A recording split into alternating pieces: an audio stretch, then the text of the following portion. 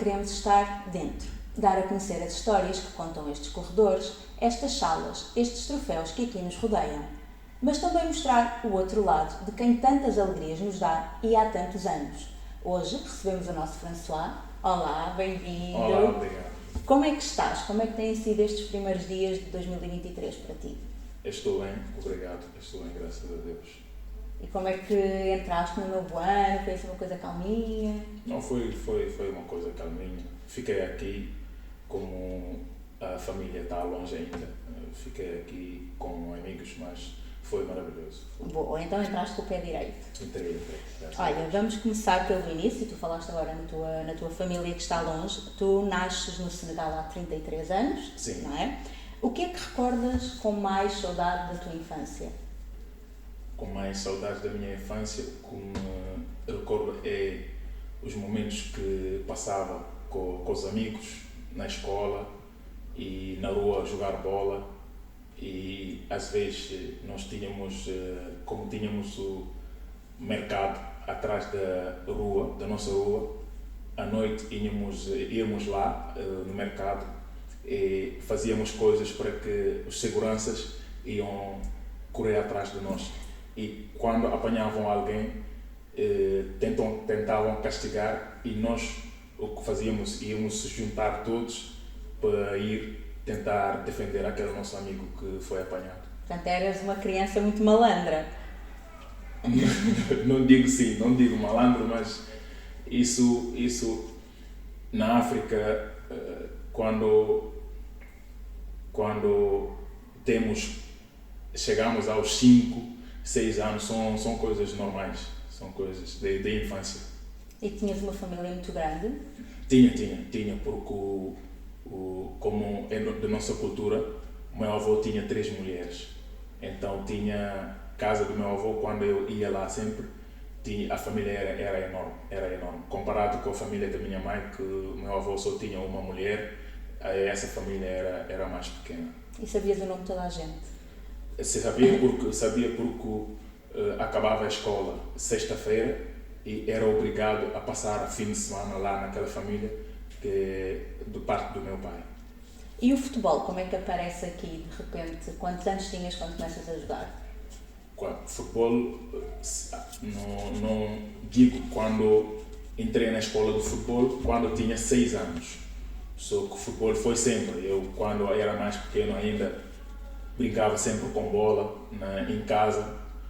Depois, quando comecei a escola aos 6 anos, fui inscrito na escola de futebol, que aos quarta-feira à tarde tinha treinos, sábado e domingo. E já competias nessa altura? Nessa altura não era competição, lá é diferente. Na África é diferente, porque nessa altura juntam-se no domingo, juntam-se todas as escolas de futebol, vão num campo e escolhem uma escola para convidar as outras. Okay. Depois faz almoço, escolhe 8 escolas de futebol e faz torneio. Faz quartos finais, meias finais e final. Começámos 8 horas de manhã, normalmente acabava às 11. Depois cada um vai para casa. E como é que dás o salto desse futebol que era quase mais um convívio, a prática do desporto em si, para algo um bocadinho mais a sério? Sim, porque foi sempre a minha paixão. Eu até na escola, quando a gente saía na escola, na hora recreativa, eu tinha que procurar alguém que tenha bola para jogar bola. Só mesmo gostava de fazer isso. Além de ir para a escola, só procurava onde tinha bola. Então, tinha torneios entre as turmas e essas coisas assim, entre as escolas. Depois também estava na escola de futebol. Aos quartas, sábado e domingo, ia para a escola de futebol. Eu fazia até aos 12, que depois comecei a jogar nos torneios entre cidades e foram captações. Tem uma equipa que me viu jogar e me convidaram a começar a competir com eles. Foi ali até jogar juvenis, júniores. Foi no meu primeiro ano de júnior que estávamos a jogar num torneio e acho que um olheiro que estava lá que me viu e que tinha contactos aqui em Portugal e quando veio aqui falou de mim. E dá-se então essa vinda aos 17 anos? Sim, aos 17 anos. Para representar os Júniores do Boa Vista, na altura, não é? Sim, não, na altura o convite que eu tinha era convite do Sporting. O Olheiro, quando contactou o Sporting. Eu vim com convite do Sporting, só que na altura era difícil tratar as coisas do vistos, as coisas assim. Depois, em vez de chegar no mês de janeiro, que era para fazer a experiência um mês em Alcochete, eu cheguei no mês de maio, porque demorou muito para sair o visto, porque era de minoridade, precisava muito, tipo declaração patronal, tinha que ter um tutor aqui em Portugal para me receber, caso meus pais não estão aqui, tens que ter um tutor que te pode inscrever na escola, é que consegues ser inscrito. Só que não se arranjava isso tudo, só o presidente da academia onde eu estava só conseguiu isto lá por março, abril. Então eu viajei em maio. E quando eu cheguei em maio, eu cheguei e levaram-me para o Alcochete. Quando me levaram para o Alcochete, na altura, a equipa dos Júniors disseram-me que eles foram jogar torneio de Amsterdã. E que eu, o que podia fazer, não estavam à espera já de mim, tinha que voltar para o Senegal. Eles mandavam de novo o convite para eu poder voltar em julho, fazer pré-época com eles e se quisessem eu ficasse, porque era para vir fazer as férias um mês. Só que quando eu cheguei, como demorou tanto para vir em Portugal, o presidente da minha academia falou com a mesma pessoa, que chama-se Manuel Pinho, mora em São João de Madeira. Aliás, eu chamo dele de padrinho, porque ele foi muito importante na minha adaptação aqui e foi mesmo por ele que eu fiquei aqui.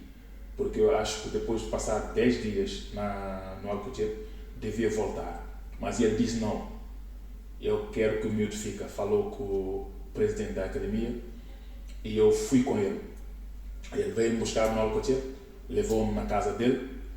Esse senhor foi como um pai para mim.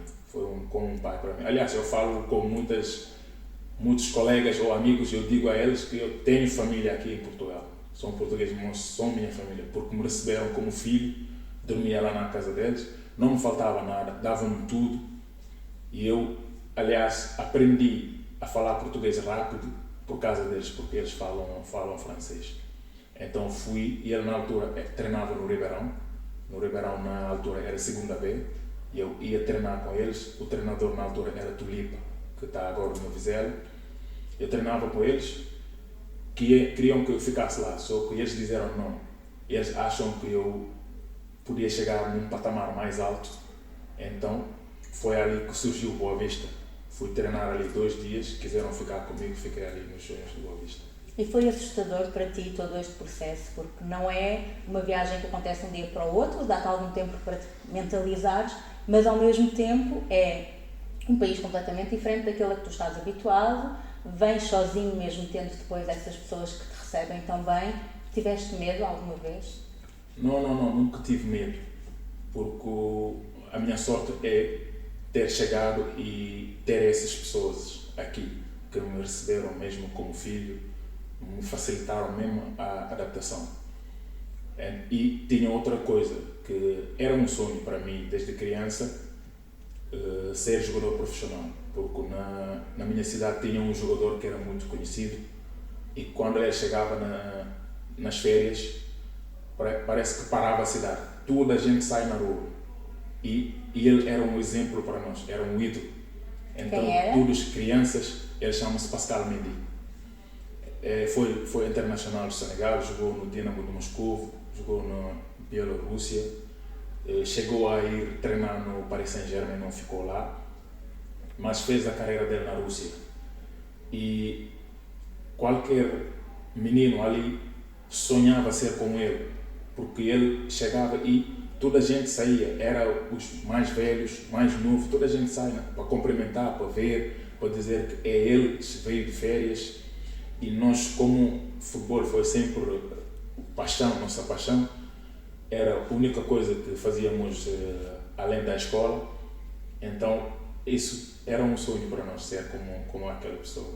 Então por isso quando eu cheguei, eu já estava preparado nisso, que sabia que não ia ser fácil, mas também é lá aquela sorte que eu disse que tive aquela família que me apoiou, que me deu tudo, que me ajudou muito, e todos os dias davam-me para ligar à minha família, falava com a minha família, então não foi assim muito difícil, como muitos passaram. E a decepção de não ter ficado no Sporting, ela pesou-te de alguma maneira ou encaraste o Boa Vista como uma oportunidade que aparecia e que era de facto de agarrar? Não pesou, porque eu quando estava a vir tinha um clube, acho, na Bélgica, só que o presidente da nossa academia diz-me assim: vais para Portugal porque o Sporting é uma das melhores academias do mundo. Ele falou-me do Ajax, falou-me do Barcelona e depois veio o Sporting. Ele disse-me: eu quero que tu vá para lá. E eu não tinha escola porque não tinha experiência, não sabia futebol, não lia jornais nem nada na altura, futebol só via na televisão. Então ele deu esse conselho, eu segui o conselho dele. Eu vim, só que quando eu vim, já vim com aquele sonho de ser jogador profissional. E tentei perceber porque nem cheguei a treinar no Sporting. Não cheguei a treinar. Porque quando eu cheguei, os júniores estavam em Amsterdã a jogar torneio da Nike e quando voltavam, chegavam em Lisboa, iam de férias. Então não tinha como treinar com eles. Foi ali, quando fui para o Boa Vista, disse que tinha que dar o meu melhor, tentar a sorte. Graças a Deus correu bem na altura, porque treinei só 2 dias, o diretor e o treinador vieram falar comigo que queremos ficar contigo. Eu também disse que queria ficar, tinha condições também, falaram-me que era um grande clube. Aliás, eu já tinha visto Boa Vista a jogar na Liga Europa, eu ainda estava no Senegal. Até foi engraçado, eu estava a ver camisola e eu disse: como é que essa equipa tem camisola que tem quadrados assim, que eu nem tinha visto. E passado 2, 3 anos, eu estava lá naquela mesma equipe. E correu bastante bem, e 2 anos mais tarde vens então para o Vitória, não é? Sim. Há uma história que tu contas num dia quando fizeste ali o takeover no nosso Instagram, e tu dizes que é o Mário Lúcio, o nosso técnico de equipamentos, quem te vai buscar ao Porto. Queres contar um bocadinho dessa história, que é diferente, Sim. não é? Sim, é verdade. Eu disse isso, nós aliás sempre, quando queremos nos meter com o Mário, falamos isso. Ou um dos nossos capitães, ou o Semedo, ou o Zeca, tentam lembrar isso. E ele também gosta de contar esta história, porque acabou a época no Boa Vista e na porta, no último jogo, estava na porta 2 senhores, eram franceses. Eu quando saí, me disseram assim: andamos a observar-te, mas nós queremos te levar para a França. Tu chegas na França, tu vais ser um craque, porque o teu perfil é mesmo procurado lá. Já apresentamos clubes, 3 clubes querem que tu vás para lá, mas já temos um mesmo que quer assinar contigo. Chegas lá e assinas. E eu disse: deixa lá, que eu tinha uma pessoa também que era senegalês, era guarda-redes, o Kadim Faye, acho que toda a gente conhece em Portugal, que jogou muitos anos no Boa Vista. E ele era como um conselheiro. Quando eu precisava qualquer coisa, antes de eu fazer qualquer coisa, eu tinha que falar com ele, porque ele é que estava aqui e ele também foi muito importante para mim na minha adaptação. Ele e o Farid, eles também me ajudaram muito. Então eu fui falar com eles. O que ele me disse: tu tens contrato, mais 1 ano no Boa Vista, e acho que a opção é do clube. Agora, a França era bom para ti, era bom, podes chegar lá e dar nas vistas. E ele já tinha lido nos jornais que eu ia para lá, só que ele não me disse nada, porque ele não sabia quem andava atrás, pensou que era coisas dos empresários. Então, ele diz-me: mas podes ir, vai para ver o que é que eles têm para ti. E qualquer coisa eu vou tratar aqui as coisas com o diretor do Boa Vista. Eu fui com os empresários para a França. Quando eu estava a ir a caminho, recebo uma chamada. A chamada era do Carlos Azenha, que na altura era treinador da equipa B do Porto. Foi contratado por Vitória. Ele diz-me, eu vou para o Vitória, quero te levar. Um clube bom para tu cresceres, um clube bom para tu mostrares. Primeira Liga, eu confio na tua qualidade, já te vi muitos jogos a jogar, tens potencial, mas vais aprender muito comigo. Ele disse, mister, na altura, como eu fui e tinha essa questão de opção do Boa Vista, eu não podia dizer nada. Então, ele disse, ok, mister, eu vou retornar a chamada, eu vou chamar para você mais tarde, porque estava na França. Depois, quando eu cheguei na França, eu cheguei no clube que era Le Havre. Cheguei e no hotel, no dia seguinte, o empresário liga para mim e diz-me assim, vens para o campo, trouxeste botas? Eu, não trouxe botas. Botas para quê? E ele, mas vem, quanto calças? Eu disse, 46. Eu fui e estavam a tentar ver como me arranjarem bota para treinar. Depois eu lembrei-me daquilo que o Kadir me disse e eu disse a eles, também já tinha treinado com muitos jogadores com experiência, ouvia histórias dos jogadores semelhantes que vão para alguns clubes que às vezes as coisas que lhes dizem não é o que fazem. Então quando eu cheguei, eles disseram, o treinador quer te ver. Depois eu chamei o empresário, eu disse-lhe, eu acabei de jogar um campeonato inteiro. Vocês disseram que andaram a observar, mas por que eu vou treinar? Se você disse que você vem para assinar, foi como disseste. Ele diz, não, sim, é verdade, mas o treinador quer te ver, porque só falámos de ti, ele não viu. Eu disse, então vai pedir os meus vídeos e mostra para ele, eu não vim aqui para treinar. E ele diz-me, mas tens que treinar, para assinar o contrato. Eu disse, olha, vou voltar para o hotel. E se tu não me apresentas nada, eu vou para o aeroporto, vou apanhar avião, vou-me embora. Porque ele já tinha posto nos jornais tudo que eu ia assinar para lá. Até meus amigos no Senegal tinham visto isso na internet. Eu logo estou a receber chamado do Manuel Barbosa, que era diretor do Boa Vista. Se calhar ele viu também. Eu não lá atendi. Quando não atendi, apanhei táxi e fui para o aeroporto. Fui para o aeroporto, apanhei avião, fui para o Porto. Quando desci no Porto, liguei para o Carlos Azenha. Ele disse-me, esse clube vai ser bom para ti. Confia em mim e vem, vais crescer muito comigo. Ele disse, ok, vou confiar no mister. Fui falar com o Kadim disse-me, é a oportunidade, era teu sonho, jogar a Primeira Liga, é a oportunidade, aproveita. Depois ligaram-me e disseram-me, na altura era Paulo Grenjo, um senhor vai te buscar, onde tu moras? Eu disse, e no dia seguinte veio com aquela carinha do Vitória, carinha dos pequenos, veio-me buscar, tirei as minhas malas, tirei tudo, meti e fizemos a viagem para aqui.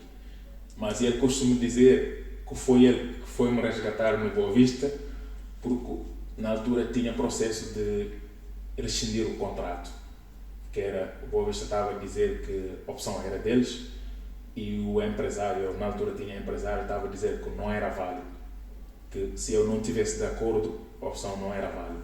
Então tinha esse processo no sindicato dos jogadores aqui em Lisboa. Quando eu cheguei não podia treinar já com a equipa, começou a pré-época, eu tinha que vir depois dos treinos, porque não podiam me vir aqui a dizer que se calhar Vitória me tentou para que eu rescindisse o contrato. Então eu afastei-me esse mês de pré-época e a decisão só saiu, que se me lembro foi 28 de julho, é que me apresentei aqui no clube e comecei a treinar com o clube. Portanto, aqui na tua carreira nunca nada é muito fácil, não é? Há sempre aqui aventuras e desventuras, caminhos assim todos muito... Sim, digo que foi sempre assim. E quando vais para a China também é assim? Foi a primeira vez que foste depois vendido pelo Vitória, não é? Sim. Vais para o Beijing One, Sim, com Beijing o Jaime Pacheco na altura. Foi sim. E é quando começas, se calhar, a tornar-te um cidadão do mundo, não é? Porque depois, mais tarde, ainda voltas a viver noutros países também assim muito diferentes. Sim. Mas como é que foi viver na China? Foi novamente uma realidade completamente diferente. Sim, mas na China, quando eu cheguei, não era nada aquilo que eu pensava, porque eu, no mesmo ano, eu estava com um colega no ginásio Matos, que era guarda-redes, e ele diz-me: teu pai está na China, se calhar vai te levar. Ele estava a falar do Pacheco, porque ele sabia que eu estava nos Júniors do Boa Vista e ele chamava-me treinar com os séniores. E eu disse: o que é que eu vou fazer na China? No mesmo ano. E acaba a época, o senhor Fernando Oliveira diz-me: vou-te pedir para não ir já para o Senegal, tenho uma coisa para ti. E quando eu disse isso, era a proposta da China. Mas nem ele acreditava que eu ia para a China. Ele chamou-me e disse-me: olha, o Jaime Pacheco está a me chatear. Ele diz que precisa de ti e tens que vir. E eles vão ligar para mim agora, tu falas com eles. Eles ligaram, o Cadim, que estava no Boa Vista, era treinador de guarda-redes da equipa técnica do Pacheco. Ele falou comigo, nosso dialeto senegalês, diz-me que eu sei que nunca viajaste, a primeira viagem que fizeste foi Dakar-Lisboa, mas o que falam da China não é mesmo isso não é a realidade. Tens que vir ver. Ofereceram alguns dias para eu ir, para ver a cidade, para ver o clube. E quando eu cheguei lá, as coisas agradaram-me e decidi ficar, vim aqui tratar a transferência com o clube entre o clube, depois assinei aqui, depois fiz a viagem para lá de novo. Sabes dizer alguma coisa em chinês? Não, já isso, quando estás lá e ouves as coisas sempre nos treinos, convives com eles e captas muitas coisas, mas agora não, só aquelas ni hao, que é bom dia, ni hao ma, como estás, wo han hao, estou bem, e você, essas coisas básicas que não me esqueço. E depois vives também na Arábia Saudita e no Catar. Sim. Estas três experiências, todas muito diferentes, Sim. Contribuíram de alguma maneira para seres a pessoa e o profissional que és hoje? Sim, contribuíram, porque hoje vendo, são culturas diferentes e em cada país eu aprendi alguma coisa. Isso torna-me um homem mais forte de ter aprendido essas culturas que também são diferentes da minha cultura. A cultura arábica é um pouco semelhante, porque eles também são muçulmanos, há muita coisa que tem a ver com a religião, que eles fazem, nós fazemos, mas eu acho que também é importante para uma pessoa descobrir culturas que são diferentes. Abrir aqui um bocadinho os horizontes também, sim. Não é? Uma das coisas que as pessoas aqui em Setúbal mais dizem quando falamos de ti é elogiar o facto de teres estado, teres ido, teres voltado, teres ido novamente e teres sempre acabado a regressar aqui uma terceira vez, Sim. ainda que num contexto muito diferente daquele que tinha acontecido nas épocas anteriores. Sim. O que é que te fez regressar em 2020 aqui ao Vitória? Em 2020, eu, para ser sincero, às vezes eu fico a pensar e digo que era meu destino. Era destinado porque eu costumo fazer uma coisa que é quando eu estou assim confuso ou tenho que tomar uma decisão que é importante, levanto-me às 3 de madrugada, faço uma oração. E ali tem que rezar e ter o terço. Nós, quando rezamos, há pessoas que levam o terço, falam em nome de Deus e muitas vezes. Eu tenho uma que o meu avô me tinha dado, que eu faço um nome. Nossa religião tem 99 nomes que é de Deus, que está no Alcorão. E aquele meu avô escolheu e tinha-me dito que qualquer coisa que tu precisas, tu faz isso e tem que ser essa hora. Eu sempre que faço, eu vejo, tipo, depois sonho as coisas. E naquela noite, quando eu fiz, estava no Senegal, fiz a mesma coisa, porque eu acabei de recuperar a lesão, estava a treinar na equipa que era a equipa do presidente da Federação Senegalesa de Futebol. E como ele tem muitos conhecimentos, é advogado também, e ele diz-me que ele gostou muito de mim, porque eu estava a recuperar na equipa, mas estava como se eu era um deles da equipa, porque ajudava os miúdos, ele via a maneira como falava com eles, a maneira que me comportava, o meu comportamento com os colegas. Na altura eu chamo colegas porque eu treinava com eles, e eles também ajudaram-me a treinar e a recuperar. E ele diz-me que viu o meu currículo e acha que podia arranjar qualquer coisa para mim. Eles falou com os parceiros deles e tinham uma proposta de Marrocos. E no mesmo tempo, tenho um amigo meu que jogou comigo no Boa Vista, chama-se Dário Daniel Costa, e ele parou na transição dos júniores para o sénior. Ele depois parou de jogar, depois acho que foi para o Leixões, ainda continua a jogar no Leixões. Ele agora é empresário. Ele, aliás, é meu empresário. Ele ligou para mim e disse-me: tu não podes ficar lá, tens que voltar, e principalmente aqui em Portugal. E não vai ser difícil tu voltares para Portugal, porque já és conhecido aqui. E ele mandou-me um convite da Arouca. Ele mandou-me um convite da Arouca e teve outro empresário que me mandou o convite da Amora. Só que eu, naquela noite, eu pedi a Deus, eu digo, vou pedir que, se é por meu bem, é por meu melhor, que vou me sentir feliz, que Deus faça acontecer. Eu fui levar esse convite da Arouca e a senhora que estava no consulado me disse: agora os vistos demoram para 40 dias.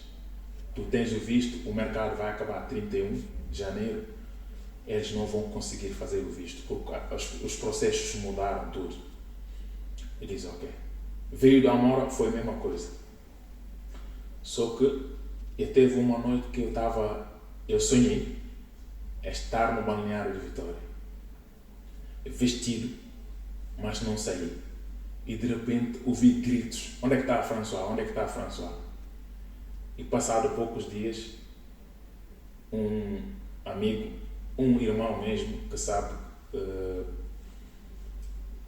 o que é Vitória para mim, sabe o sentimento que tenho, liga para mim e diz-me: estamos a falar de um central e nós todos falamos de ti. Queres voltar? Eu disse-lhe: é já. Então eles depois ligaram-me no dia seguinte, ligou-me o Tiago Teixeira e pediu-me o que era preciso para voltar, porque contava comigo, gostavam muito que regressasse, e mandaram-me as coisas para que tu veres porque é que eu digo que era meu destino. Eu fui na embaixada e tudo foi fácil. A marcação para fazer o visto e tudo foi fácil. Só que o que complicou é que me atrasou para chegar. Cheguei em março, 20 de março, em vez de chegar no início da época. Foi que na altura do Covid todas as coisas mudaram. Era muito difícil ter visto lá, que muitas pessoas foram depositar, pagaram dinheiro, fizeram tudo, mas vistos foram recusados. E eu, graças a Deus, sempre que a embaixada me ligava para mim, disse que falta isso, eu ligava para aqui, eles mandavam, eu no mesmo dia levava. E as coisas acabaram por sair naturalmente e depois acabei por voltar. É uma história muito impactante. Eu estava aqui a ouvir-te e estava quase a pensar: ok, o que é que eu lhe vou dizer a seguir? Porque de facto parece que há coisas que estão mesmo destinadas, não é? Que acontecem com um propósito. E acima de tudo acho que é muito bonito, e é isso que as pessoas também elogiam, o facto de nem teres hesitado, mesmo a situação do Vitória sendo muito mais complicada do que aquela que tu conhecias das outras experiências. Sim, eu acho que isso tem a ver também com como é que vou dizer, o que Vitória mesmo representa para mim. Porque nunca contei isso, mas eu estava na China, acabei uma época e tive a lesão. A primeira lesão que eu tive foi aqui no Vitória. Já nesse tempo, a maneira que eu era tratado, eu sentia-me como se eu fosse formado aqui. Há muitos colegas às vezes pensavam que eu fui formado aqui. Eu digo não, fui formado no Boa Vista. Acabei a formação no Boa Vista. Mas isso deve-se à maneira que fui acolhido aqui. A maneira que as pessoas me tratavam, me fizeram sempre sentir que eu estou em casa. Acho que deve ser isso. E quando na China tive essa lesão, um dia o senhor Fernando Oliveira ligou para mim para me perguntar o número do Keita, que era avançado também, que nós jogámos na mesma época aqui, em 2009, 2010, e ele queria o número do Keita, porque o Keita, ele saiu daqui, foi transferido para o Braga, e quando eu saí daqui para ir para a China, nós no mesmo dia íamos juntos, porque ele ia ser emprestado do Braga para o Beijing Guan. Nós fomos juntos. E ele queria que Keita também voltasse, acho que o assunto era isso, falou e eu disse, ok, o Keita era emprestado, mas já voltou. Acho que está no Senegal, vai voltar para Portugal. E eu vou ligar para ele e ele diz-me, então, e tu como estás? Eu disse-lhe, eu tive uma lesão. Ele diz-me, ei, que azar, tiveste outra vez, mesmo o joelho? Eu disse, não, é outro. E ele diz-me assim, e está a correr bem?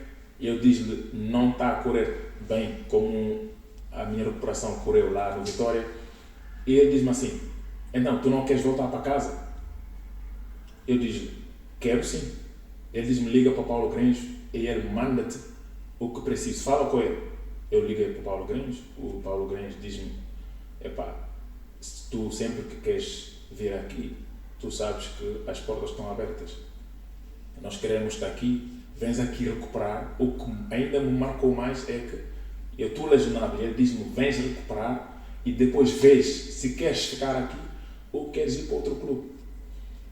Isso, para mim, foi um momento marcante. Para mim, é muito significante. Então, foi quando negociei a rescisão na China, voltei para o Dakar, ver a família, um mês, era férias aqui, depois tratavam todas as coisas e eu voltei aqui.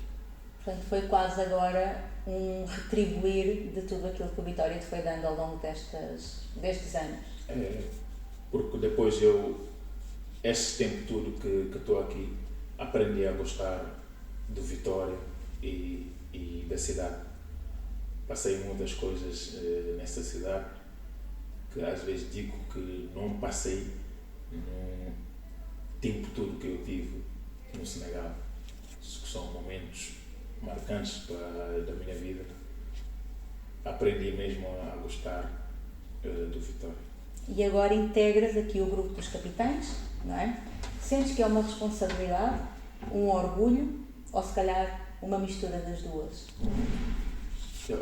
Acho que é uma mistura das duas, porque eu tive sempre exemplo de capitães que sempre estiveram aqui. No meu primeiro ano, quando eu cheguei aqui, era Sandro e Bruno Ribeiro. E eu olhava a maneira como tratavam os colegas, a maneira como treinavam, o profissionalismo, a maneira que tratavam, não deixavam faltar nada e defendiam o grupo todo. Eu olhava eles como exemplos e também a maneira, o respeito que a cidade, as pessoas todos tinham por eles Então, para mim, eles são exemplos. Eu dizia, olhas para eles, sentes que aqui é um clube que não é qualquer pessoa que é escolhido para ser capitão. Não é só por ter qualidade ou por... Tem a ver também com o aspecto humano, o teu comportamento, o respeito que as pessoas têm por ti e tudo. Por isso, para mim, é um orgulho. Tu já falaste aqui várias vezes da tua religião, percebe-se que é uma coisa que é muito importante na tua vida. Tens algum ritual antes dos jogos que gostes de cumprir sempre? Conta-nos um bocadinho também de como é que é lidar com a religião tão presente na tua vida. Tu fazes também o Ramadão, não é? Conta-nos aqui um bocadinho, porque é muito diferente daquilo que nós estamos habituados e acho que é aquilo que falávamos há pouco, é sempre interessante abrir aqui os horizontes e perceber como é que é a cultura de outra pessoa. Sim, tipo, a religião não é assim tão complicado como as pessoas pensam. Antes dos jogos, imaginemos que vamos jogar agora às 3h30. Primeira hora de reza, agora é 12h52 ou assim. Aquela hora eu consigo cumprir. Mas a segunda é às 13h02. Às 15h02. Então, nessa hora, eu já estou no aquecimento. Já estou a preparar o jogo. Eu não vou rezar. O que é que vou fazer? É fazer purificação. Isso é purificação, porque nós antes de rezar tem uma maneira que lavamos, tipo lavar as mãos, lavar a boca, lavar o nariz, a cara, os pés. Isso é purificação. Tens que fazer isso sempre antes de rezar. Então, o que é que faço? Eu faço isso. E como nós a rezar ficamos em pé e falamos alguns versículos do Alcorão, eu faço isso. Posso estar sentado no meu cacifo ou algum lado e fazer isso. Tipo, posso fazer em mente, pode não falar alto e faço. Fico concentrado, faço, vou para o jogo. Mas depois do jogo tenho que compensar. Essa hora que eu não cumpri, chego em casa, hora que for, digo que vou aqui compensar a hora que era das 3 da tarde, faço. Se também é das 5 não consegui, levanto, digo a mesma coisa, faço. Depois, à noite, antes de dormir, tenho que fazer, faço. Sim. Em relação ao Ramadão, eu acho que é questão de hábito, porque há muitos, eu fui educado assim, que o meu avô é muito rigoroso nessas coisas de religião, ele é muito rigoroso, porque eu lembro-me que acho que era Manchester United, Bayern Munich, num jogo de Liga dos Campeões, que eu estava a ver o jogo, que eu gostava muito de ver Beckham.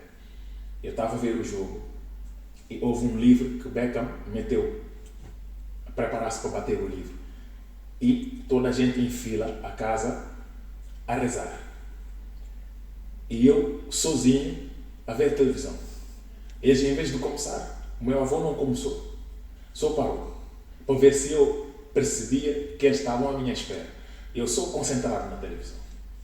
Eles na fila à espera. Eu concentrado na televisão. Passou o livro e eu continuei a ver o jogo. Passou e eu continuei a ver o jogo. Depois, o meu tio saiu de trás e veio atrás de mim e puxou umas orelhas. Tu não vês que a gente está à tua espera? Depois eu fui e rezei. Então, como a minha família já era assim, eu quando era pequeno já aprendia. Tipo, hoje meu filho, o mais velho, ele fica chateado quando a mãe diz que não pode fazer Ramadão. Porque ele acha que vai para a escola e alguns miúdos dizem que eu fiz. Eles fazem, tipo, não é como os adultos fazem. Eles fazem assim. Acordam, tomam um pequeno almoço, cortam o almoço. Em vez de almoçar à 1, almoçam às 4 e depois nós, quando vamos cortar o Ramadão, que é 8 ou 9 da noite, eles comem. E eles dizem que estão a fazer Ramadão, mas isso é uma forma de aprender. E eu também fui assim. quando era mais novo,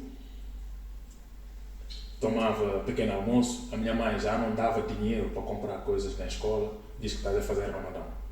Então só comia quando eu voltasse em casa, que era às 2, depois voltava na escola até às 5, aguentava até às 8, às vezes custava muito, mas passando o tempo e vamos crescendo e ficamos habituados a isso. É um mês importante para nós, é um mês que nós dizemos que é só consagrado a Deus. Só é um sacrifício que nós, quando fizemos, nos sentimos bem. Nos sentimos bem dentro de nós mesmos. É uma coisa que o profeta Muhammad, que é dos muçulmanos, fez quando recebeu o Alcorão. Então, para nós é um mês muito importante. E é fácil conjugar com a vida de atleta profissional? Não é fácil. Até tem uma lei que é tipo, um atleta profissional, porque o trabalho é sagrado, também diz o Deus, né? Está escrito. Porque se tu não trabalhas, não sustentas tua família, ou filhos, irmãos e tudo. Então, imagina, nós viemos da Europa. Isso não se faz na Europa, não há essa cultura. Porque a Europa, se calhar 99% da população europeia é católico, cristão, assim. Muçulmano só se converter ou vem de outro continente. Então, é difícil. Eu vejo aqui as pessoas, quando tu dizes eu não bebo, não como, vou treinar, dizem que estás maluco. Porque não sabem isso. Não sabem, não fazem. É outra realidade. Então, mas quando chegas, o que é que pensamos? Imagina o patrão. O meu patrão pode dizer que eu já vi jogadores que os treinadores dizem que se faz, não vai ter capacidade de jogar ou treinar, ele vai ficar fora. Tipo o Kanouté, que foi ponta-lança do Sevilha, e ele sempre batia-se com o treinador quando chega a essa altura, porque diziam para ele não fazer, e ele disse, ele vai fazer. Mesmo que rescindem o contrato dele, ele vai fazer.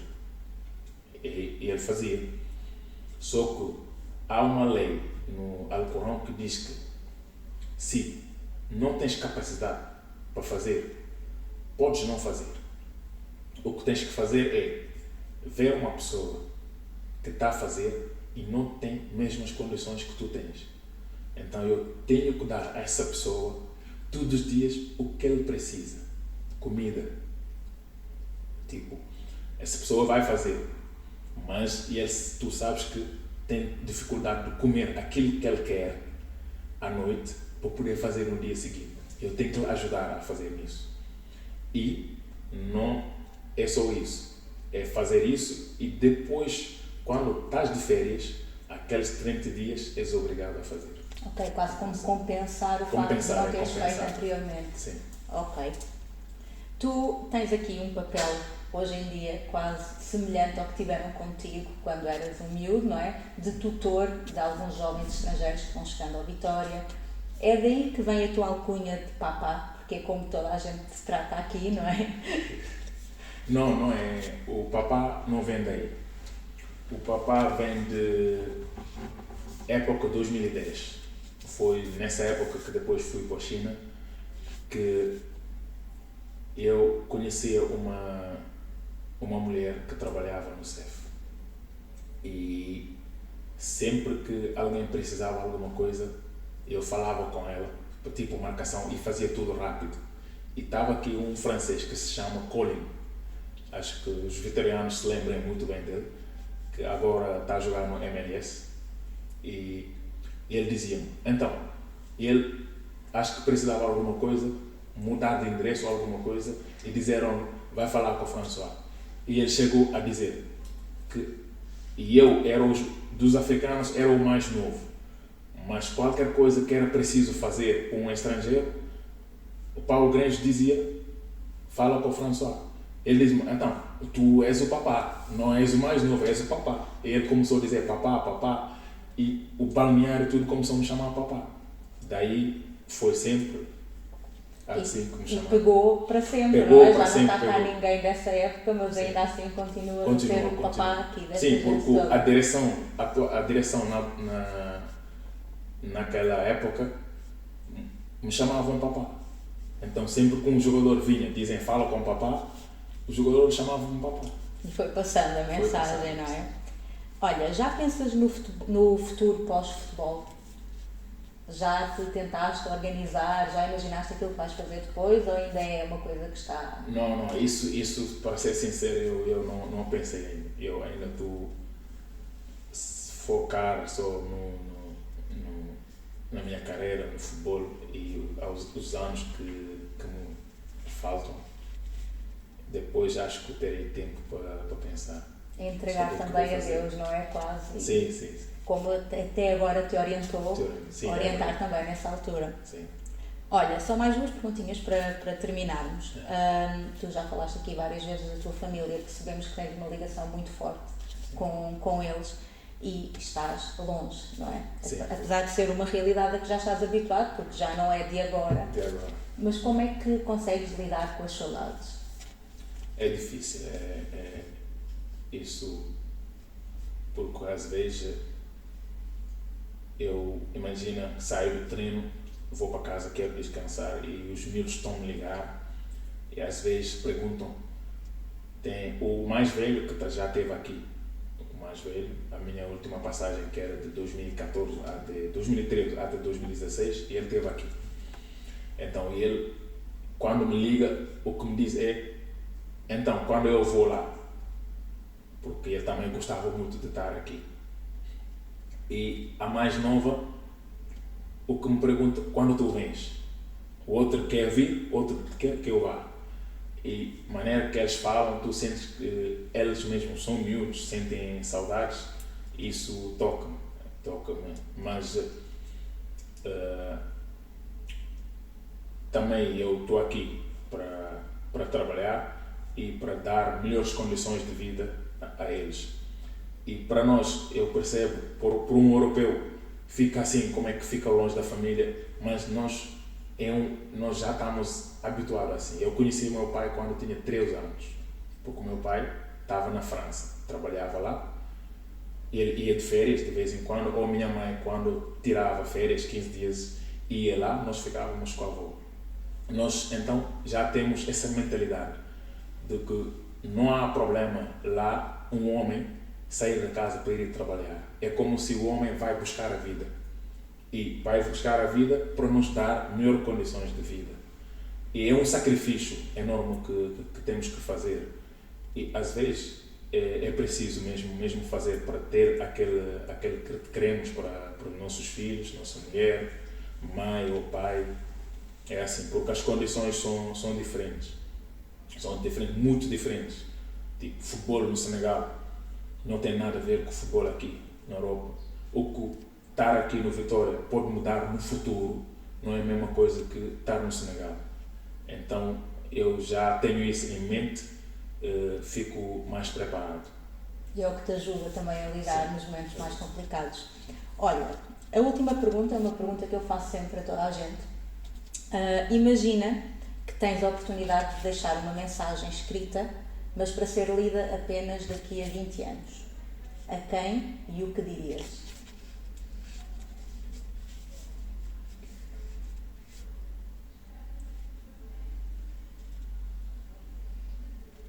Isso eu deixava a minha mãe. Deixava. Porque ao longo da minha vida foi, acho, a pessoa mesmo mais importante da minha vida.